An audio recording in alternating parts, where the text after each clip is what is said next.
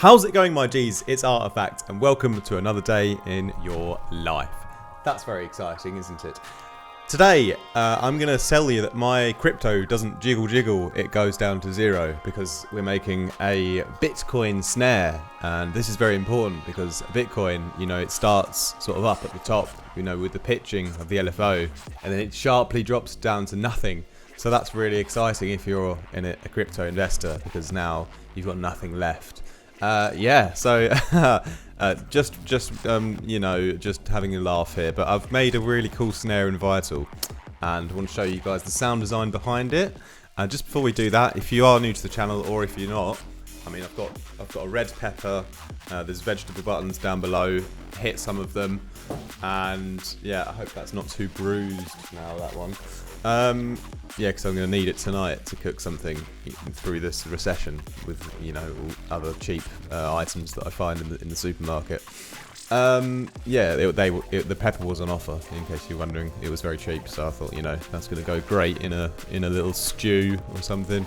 Also, if you want to support the channel, check out the links down below to my Discord, where I'm going to be dropping this Bitcoin snare preset in Vital, so you can go and use it straight away in your sort of adventures in the music world. And also you get discount on my mentorship. I'll drop the occasional NFT in there as well. We just chop it up, and we really chop it up in there. We're chatting, we're shooting the breeze, chewing the fat, all those kind of expressions. So that's very good. And why don't we have a little listen to the loop that I've made today, which kind of uses the Yoshimitsu bass from a previous video, coupled with my new Vital snare. Let's have a little listen, and I hope you enjoy the video.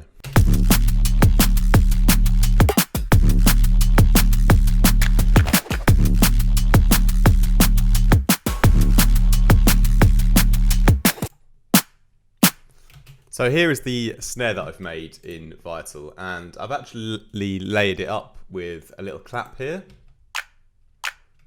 because I like to add a little natural layer to my snare, so when you play them both together it just fills out a bit of the stereo feels and gives it a bit of an extra kind of nice natural character to it by having something a bit more natural, because after all I'm making it in a synth, so it's never going to be super natural. But let's just focus on purely the snare, and it goes through a little bit of transient shaping, which is kind of left on there from the start, and that happens twice because it goes into my snare bus, and that's got a transient shaper on, just taking the sustain down, and again here on the first one taking the sustain down, so making it shorter and snappier always. So that's what's going to give it this punchy niceness, the snappiness. So anyway, it's the Bitcoin snare, because like I said before, it sort of starts up here and it sharply sort of drops, and then you're sort of screaming, then your life savings go, then you're texting your nan, and then, oh, by the way, I completely forgot in the intro, I was supposed to tell you to text your nan, and this time I'm actually going to do it with you. So I'm not sure if you'll be able to see it on the little screen, but I've actually sort of already... I've got a text here that I've written, and this is no joke, this is real life. It says, "Hey Nan, just a random reminder that I love you, have a great day." I'm going to hit send, so I've sent it now, if you can see that. I'm not sure if it's probably a bit too bright. There you go. You can see it's been sent, so make sure you text your Nan. Oh, it's on one tick. I think she's blocked me. All right. Anyway, tell your nan you love her, and then now we'll get into that, because, life's not all about money, and even if you lost sort of all of your savings because you put it all into Bitcoin and it's down here now and you've got nothing left, it's never too late to be kind to those around you that you love. Okay. Yes. So basic shapes. We got a sine wave and then some white noise. So I probably will turn off all the effects, but I might leave on for the purposes of the demonstration, the distortion, because we're going to start with this distortion on with making a snare, because the idea is that we're going to really blend a sine wave and a white noise together and really distort them together. So 13 sort of dB on the hard clipping distortion, because without it, it's not really going to work. Okay, so we've got to drive up the distortion first, and then we're going to add in our first oscillator, which is a sine wave. So we'll just talk about the voicing now. We're starting off with a sine wave here, and phase randomization is off. I've left it at 90 phase because I believe that's sort of right in the middle here. So it's almost going to start the sound when it's sort of at the peak of the sine wave. So it's going to be the loudest point, I think. But anyway, I've added a LFO then onto the pitch, and it's LFO1, and it goes on to plus 12 on the... what else is this modulating? Okay, that's useless. We don't need oscillator 2. Yeah, it goes plus 12, so you just right click, enter value 12, and it starts up at 12 and pitches down 12 semitones, so an octave.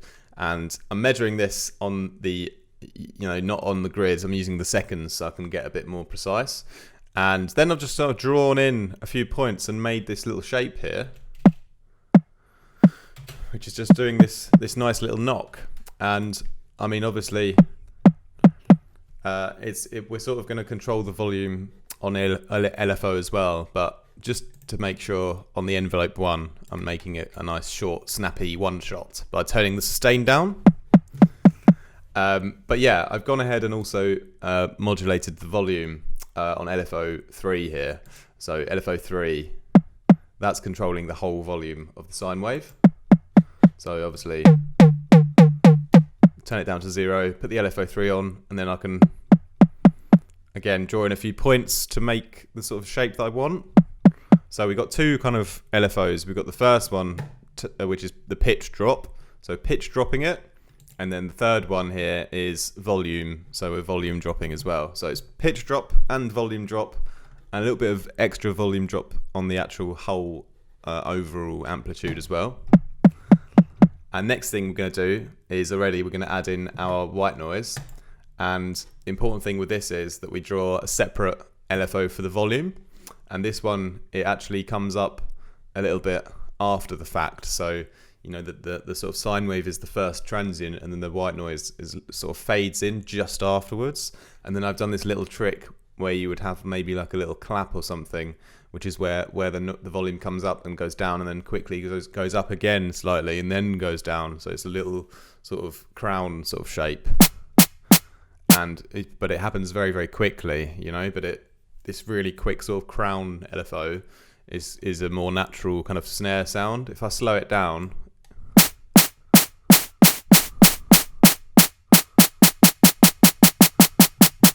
at that point, you can sort of hear a little bit of it going da-da, da-da, da-da. Just a little bit, but when I put this back again, yeah, that's kind of how I want it, nice and short and snappy. So the level is turned down and it goes all the way up. And, by it happening so quickly and with the sine wave being so short and snappy and the distortion altogether, it really saturates them together and creates that kind of snare sound. So that's the foundation of the snare.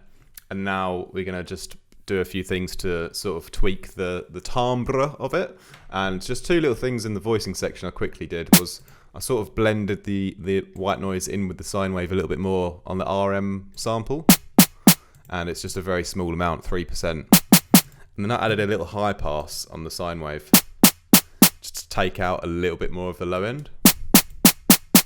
I think that's a little bit nicer, having it a little bit less weighty in the low and just sort of more in the mid-range. So that's pretty much the voicing done. I can also mention on the LFO 3, which controls like the volume drop, we're going to have a couple of things else that are going to modulate on that, for example, the filter and the compressor. And yeah, same on this little white noise, we're going to do a little bit of filtering on there.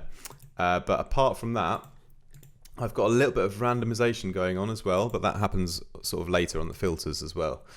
So that's the voicing done. So let's move on to the filtering.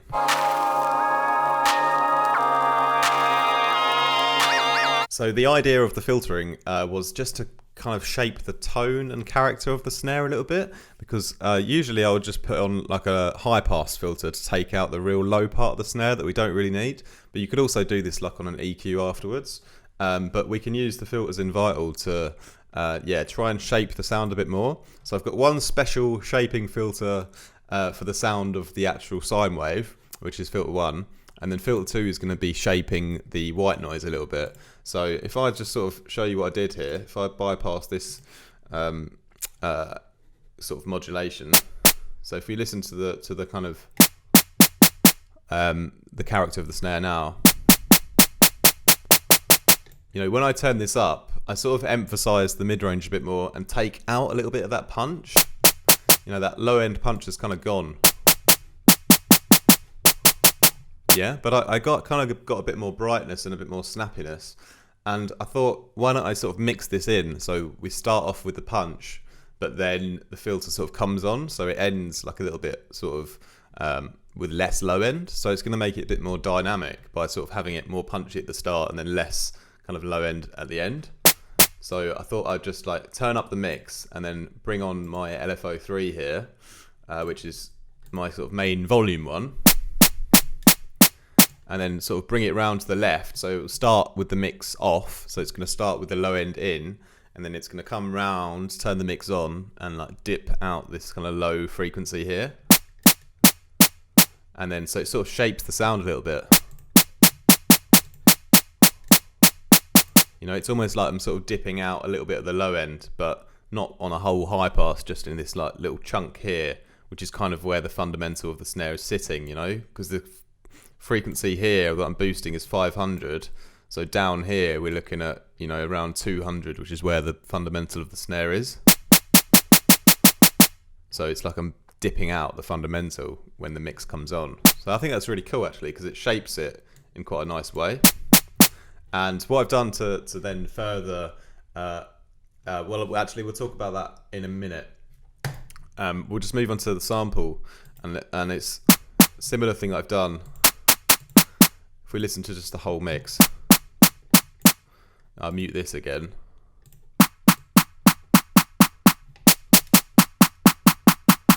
It's just like shaping the tone of the white noise here.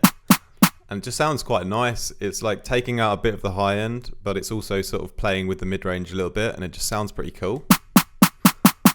Like that. But again, I didn't want to use it the whole time on. So again, I've mixed it in.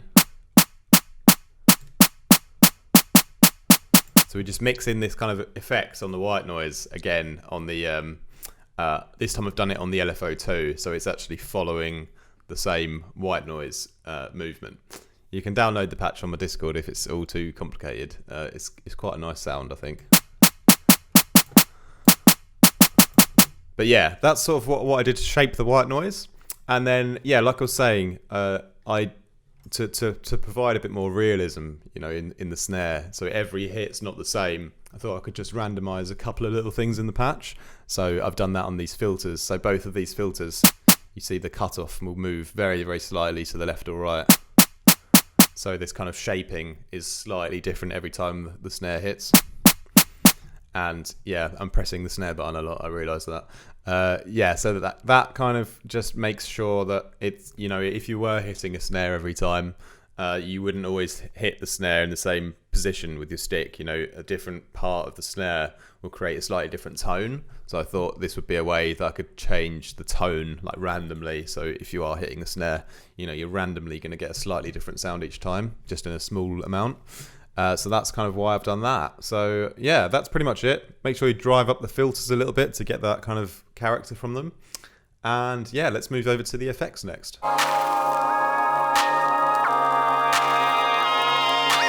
So like I said, we've already got the distortion on, and that was important because the whole sort of basis of the sound was sine wave and white noise slammed together. And so without slamming them together in the beginning, you don't hear the full result of what you're doing in the voicing already. So you need to do that first. And the next thing we do is add a little bit of chorus to provide just a slight bit of depth. It's almost a bit too much for me up here. But maybe sort of 2%, just adding these little kind of details to the sound here. And the compressor, if I turn this up, also bringing out a little bit more high end. And what I've done is I've mixed this in on my LFO. I think it's LFO 3. Yeah, so my main sort of volume LFO. I'm just sort of boosting up the compressor so it sort of gives a little bit more punch at the start.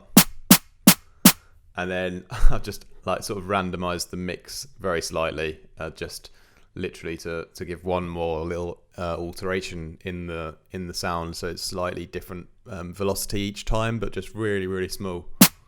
And that's all the randomization done, and pretty much all of the modulations already done, and the rest of it is just a little bit of housekeeping, just sort of boosting the fundamental of the snare here, just to give emphasis to that, that main driving frequency in the snare, and then a little bit of a high-end boost. Yeah, just kind of filling out the frequencies in the mix there, and that's pretty nice there. And one little step of reverb. I mean, it's less than 1%.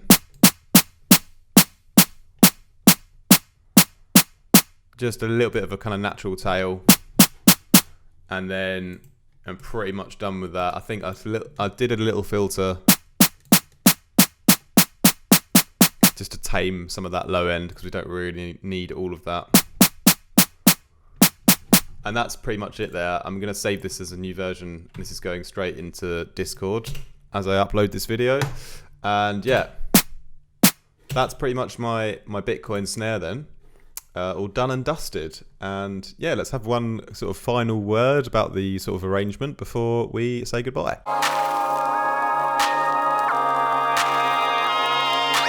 So like I said, I've sort of added in a snare with the clap here, and if I sort of listen to my little mix,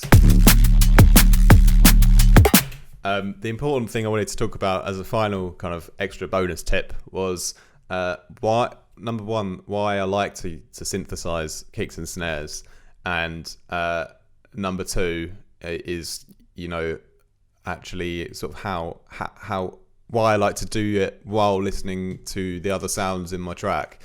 So I don't think it's so from personal experience useful to just create a snare on its own for no reason, because for me it's always been with the kick and the snare, they literally are complementing the other sounds, and it's finding the best balance in terms of texture, in terms of tone, in terms of how loud, how snappy, how short. All of this is determined by the other sounds you're using in the track. So I had this sort of Yoshimitsu bass, and I thought I really want to make something that sort of complements that. So I went ahead and designed the snare sort of while listening to that and while looping it, so it wasn't just I was making the snare from scratch. It was designed to fit with this bass. And the beautiful thing then is, by doing it in the synth, you've got full control over the kind of over the little details in the snare, like especially in the main, punchy synthetic snare. So I could really easily just sort of, I don't know, pitch it around, or I could really easily change the volume sort of shape of it again, the pitch drop, how quick I want that. Can change the whole volume of the snare really easily.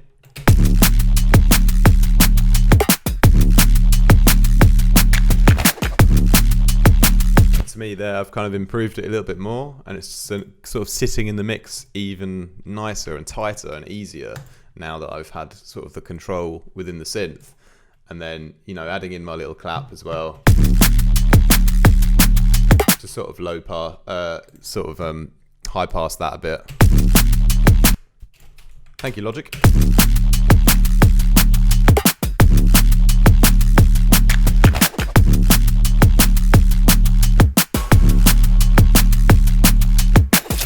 And yeah, so that's kind of my little tip on why I like to have the control in the synth, and also, designing it to fit with your song, not necessarily just designing a snare on its own, because it's a bit useless unless you're building a sample pack of snares, but you may as well just design a snare or a kick to fit with something you've already got.